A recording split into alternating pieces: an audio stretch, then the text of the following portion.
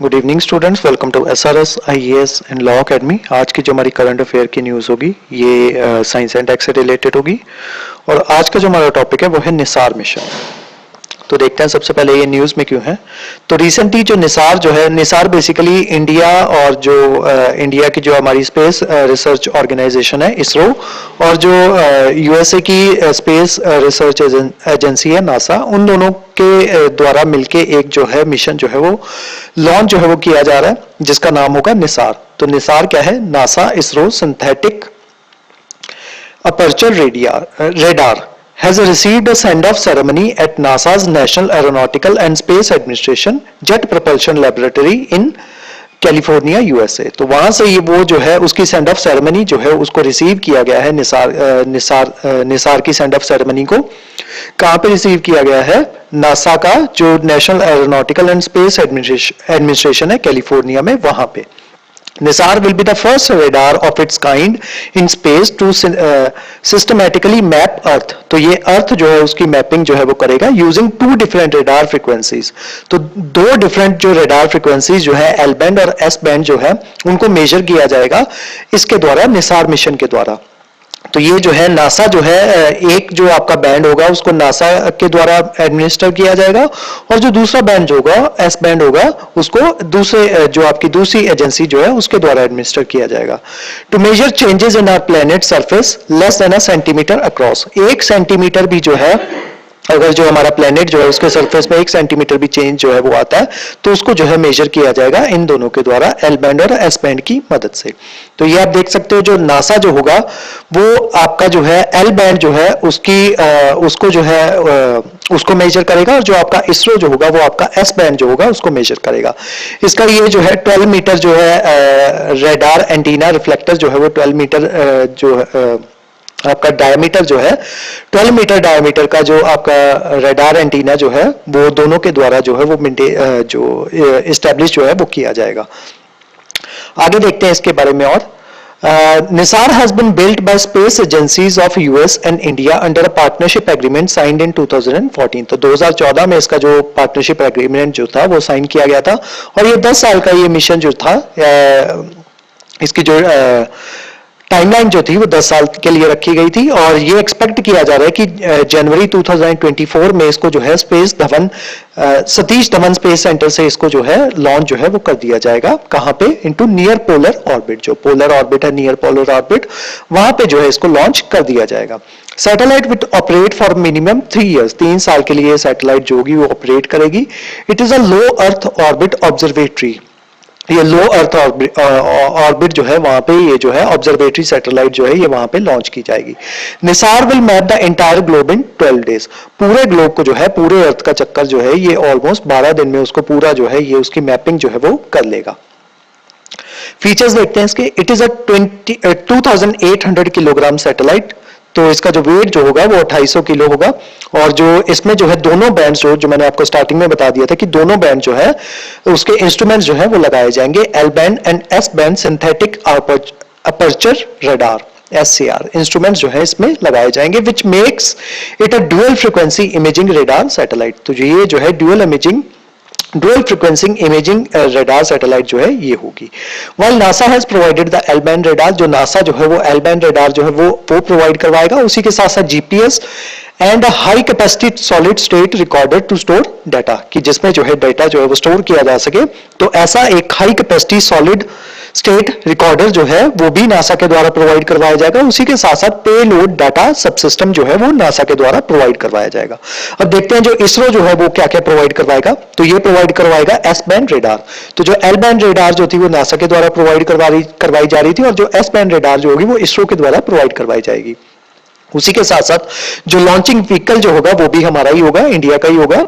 जियो synchronous satellite launch vehicle जो है GSLV, उसी के मदद से इस सैटेलाइट जो है उसको लॉन्च किया जाएगा। उसी के साथ साथ जो स्पेस क्राफ्ट होगा वो भी इंडिया का ही होगा। S-band radar operate on a wavelength of 8 to 5 centimeter and a frequency of 2 to 4 gigahertz. Because of the wavelength and the frequency, they are not easily attenuated. तो जो इसका ये जो है इसके सिग्नल जो है वो जल्दी attenuate नहीं होंगे. Attenuate होने का मतलब होता है कि उनके सिग्नल जो होता है, attenuation का मतलब होता है उनके सिग्नल जो होते हैं उनको डिस्टर्बेंस आ जाना उस सिग्नल में, या उनके जो सिग्नल जो होते हैं उनकी स्ट्रेंथ जो है वो कम हो जाना. अब क्योंकि ये जो है वेवलेंथ 8 से 15 सेंटीमीटर के बीच में इसकी वेवलेंथ जो है वो उसमें ऑपरेट करेगा और इसकी फ्रीक्वेंसी जो होगी 2 to 4 गीगाहर्ट्ज होगी, इस वजह से ये जल्दी एटेन्युएट नहीं करेगा. This make them useful for near and far range weather observation, कि अगर जो है वेदर का भी इसके ऊपर जो है इसके ऊपर किसी भी तरीके की एटेन्युएशन जो है वो वेदर की वजह से भी कॉज जो है वो नहीं होगी. It is a 39 foot stationary antenna reflector made of a gold plated wire mesh से इसका जो एंटीना जो है रिफ्लेक्टर वो बना हुआ होगा. The reflector will be used to focus the radar signal emitted and received by the upward facing feed on the instrument structure. तो इसके जो स्ट्रक्चर के ऊपर जो upward facing feed जो है वो लगाया हुआ है, तो उसी से ये जो है रडार के सिग्नल एमिट होंगे और वहीं से रिसीव जो है सिग्नल जो है रडार के वो वहीं से रिसीव भी होंगे. By using SAR, NISAR will produce high resolution images. SAR is capable of penetrating clouds. कि clouds के अंदर से भी उसकी जो penetration जो है वो हो जाएगी and can collect data day and night regardless of the weather conditions. कि weather conditions को weather के जो जब वेदर कंडीशंस इसके साथ फेवरेबल नहीं भी होंगी तब भी ये जो है डे एंड नाइट जो है डाटा जो है ये कलेक्ट करता रहेगा. NASA requires the L-band radar for its global science operation for at least 3 years. जो NASA जो है L-band radar को 3 साल के लिए यूज करेगा, जबकि जो इसरो जो है वो आपका S-band radar को मिनिमम 5 साल के लिए ये यूज करेगा. अब ये देख सकते हो आप दोनों का वर्क शेयर.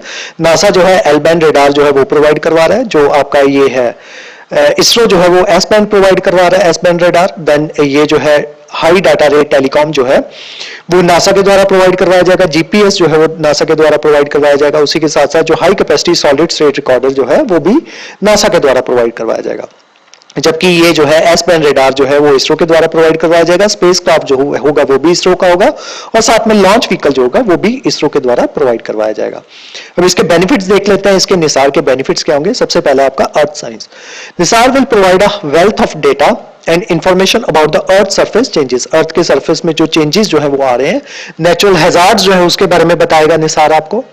उसी के साथ साथ इकोसिस्टम डिस्टर्बेंसेस अगर किसी तरीके की कॉज हो रही है तो वो भी निसार जो है वो बताएगा. उसके अलावा हेल्प टू एडवांस और understand the earth system processes and climate change.